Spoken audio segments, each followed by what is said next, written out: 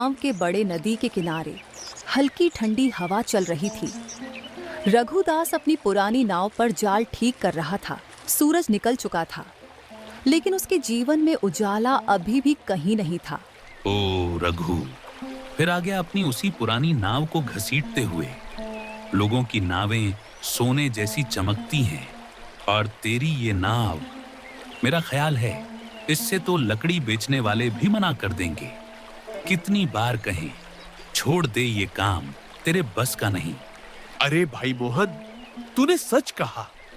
ये बेचारा तो नदी का इतना चक्कर लगा चुका है कि खुद नदी भी इसको देखते ही कहता होगा, भाई अब मेरा पेट खाली है और तुझे तो वैसे भी ऊपर वाले ने खाली भेजा है। न घर में बच्चा, न नाव में मछली। ये सब बोल के दोनों गांव वाले रघु का मजाक उड़ाने लगे। रघु शांत खड़ा था, लेकिन उसकी आंखों के पीछे घुटता हुआ दर्द स्पष्ट दिख रहा था। तुम लोग हंसते हो, ठीक है हंसो, पर कभी सोचा है? हर सुबह मैं टूटे सपनों को अपने हाथों में पकड़े नदी पर आता हूँ। नदी की हर लहर से गुजारिश करता हूँ, कृपा कर आज खाली मत भेजना। और जब हाथ खाली रहते हैं तो सिर्फ नाव नहीं, मेरी हिम्मत भी अंदर से टूट जाती है। लेकिन फिर भी अगले दिन उठकर मैं फिर उसी उम्मीद के साथ मेहनत करता हूँ, क्योंकि मेरे पास लड़ने के अलावा कोई रास्ता नहीं। गरीब आदमी के लिए हार मानना भी कोई विकल्प नहीं होता। अरे रघु, हम तो सच बोल रहे हैं। तेरे जैसे बदकिस्मत लोग बदलाव के सपने देखते हैं, पर सपने सिर्फ उन्हीं के पूरे होते हैं जिनके नसीब में लिखा हो। तेरा तो घर भी खाली है। अरे भाई, बच्चे की रोने की आवाज तक नहीं आती वहां। ये सुन के रघु बहुत दुखी हो जाता है और वो खाली हाथ ही घर लौट जाता है। लेकिन वो जानता था कि ये दोनों बस उसके दिल को दुखाने के लिए ही ये बोल रहे हैं, क्योंकि ये दोनों रघु से जलते थे। रघु मेहनती और बहुत ईमानदार था और गांव के कई लोग उसका प्रशंसा भी करते थे। शाम को रघु खाली हाथ लौट आया। कमला मिट्टी के चूल्हे के पास बैठी थी। चूल्हा ठंडा था। आज भी कुछ नहीं मिला ना? बताओ, क्या आज भी हम दोनों रूखी सूखी खाए सोएंगे? कभी कभी सोचती हूँ, हमारा जीवन ऐसा क्यों है? इतनी मेहनत करने पर भी क्यों हमें सिर्फ आंसू मिलते हैं? कमला, अगर मेरे बस में होता ना तो मैं तेरे कदमों में दुनिया की सारी खुशियां रख देता। पर हर दिन जब मैं तुझे खाली रसोई में बैठा देखता हूं तो ऐसा लगता है जैसे किसी ने मेरे दिल में चाकू घोंप दिया हो। मुझे दर्द खाना ना मिलने से नहीं, तेरे आंसू देखने से होता है। मुझे डर इस बात का नहीं कि मैं गरीबी से लड़ते लड़ते मर जाऊंगा, बल्कि इस बात का है कि तुझे तकलीफ ना हो। लेकिन फिर भी वही हो रहा है। लोगों के ताने मुझे मार डालते हैं। जब वे मुझे बांझ कहते हैं, ऐसा लगता है जैसे मेरे सीने में कोई पत्थर रख दिया गया हो। मैं भगवान से रोज प्रार्थना करती हूँ, एक बच्चा दे दे, बस एक, चाहे मेरा जीवन ले ले। लेकिन शायद भगवान भी मुझसे नाराज है। कभी कभी लगता है मैं ही आपकी बदकिस्मती हूँ। अगर मैं ना होती तो शायद आपकी जिंदगी बेहतर होती। ये सुन के रघु को और भी दुख हुआ और बोला, ऐसी बात मत कहो कमला, तुम मेरी जिंदगी की सबसे कीमती चीज हो। दुनिया बच्चा होने को सौभाग्य कहती है, पर मेरे लिए सौभाग्य तुम हो।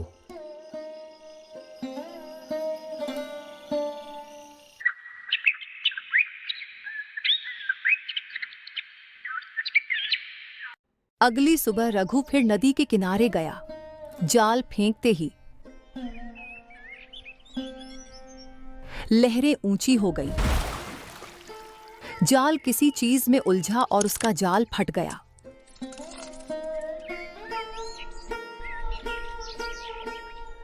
क्यों? क्यों भगवान? कितना और लूटेगा मुझे? कितना और परीक्षा लेगा? मैंने कोई पाप नहीं किया, किसी का नुकसान नहीं किया, फिर भी क्यों हर बार मेरी मेहनत को ऐसे काट देता है? जाल के फटने से रघु उस दिन बहुत निराश हुआ और निराशा और दुख से वो घर चला आया।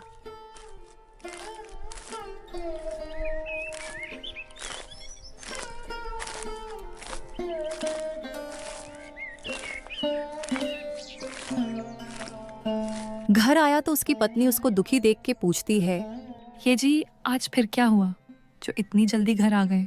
नहीं कमला, पूछो मत। अब ये सब सहा नहीं जाता। मुझे तो ये समझ नहीं आता कि भगवान मेरे साथ करना क्या चाहते हैं। इतना दुख क्या कम था जो अब ये जाल भी फट गई। ये सुन के कमला भी निराश हो गई। नहीं जी, आप निराश मत होइए।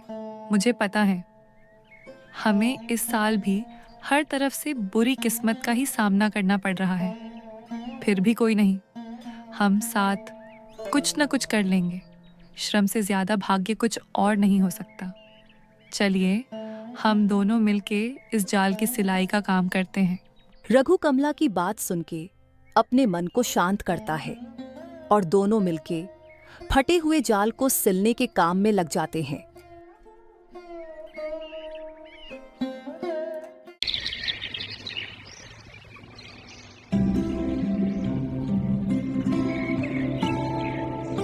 अगले दिन वो सुबह सुबह ही नदी के किनारे चला गया और आज वो एक दूसरे किनारे गया था जो कि जंगल से होके जाना पड़ता है। हे भगवान, आज मेहनत का फल देना।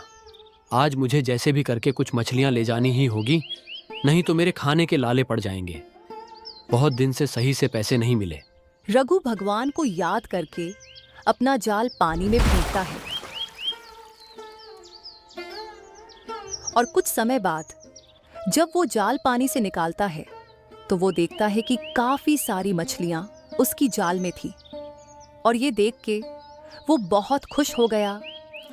बहुत बहुत धन्यवाद भगवान, आज आपने सुन ली मेरी।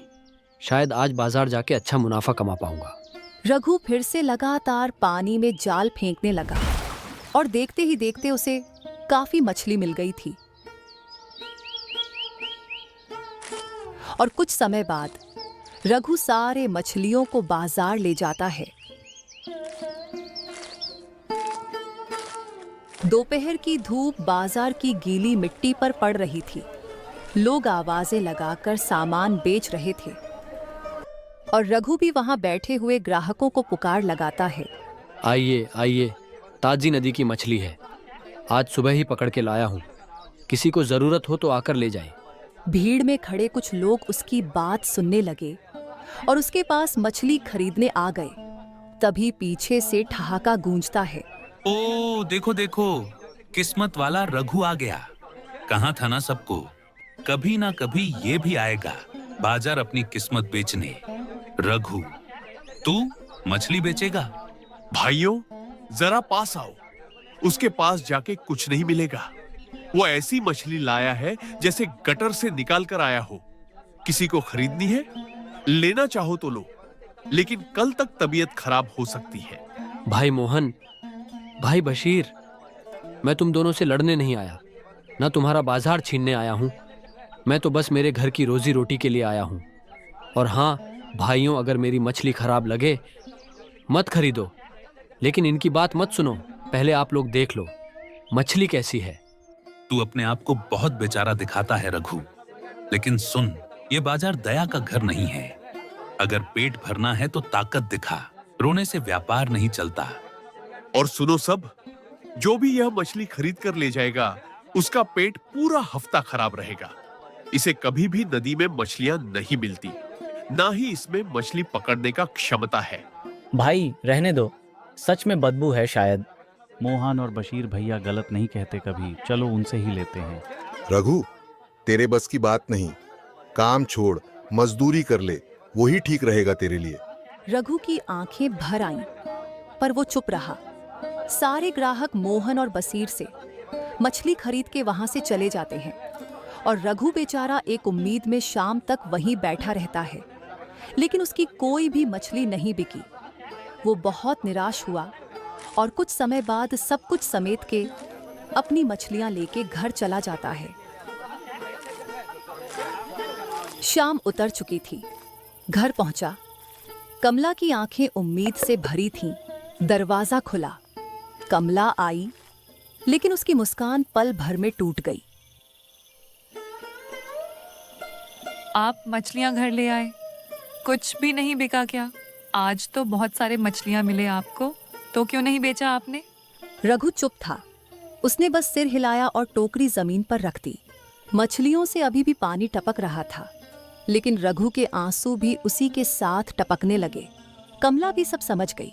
कुछ देर बाद दोनों बैठे और बात की।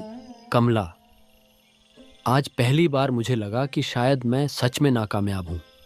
न नदी मेरा साथ देती है, न लोग मेरा दर्द समझते हैं।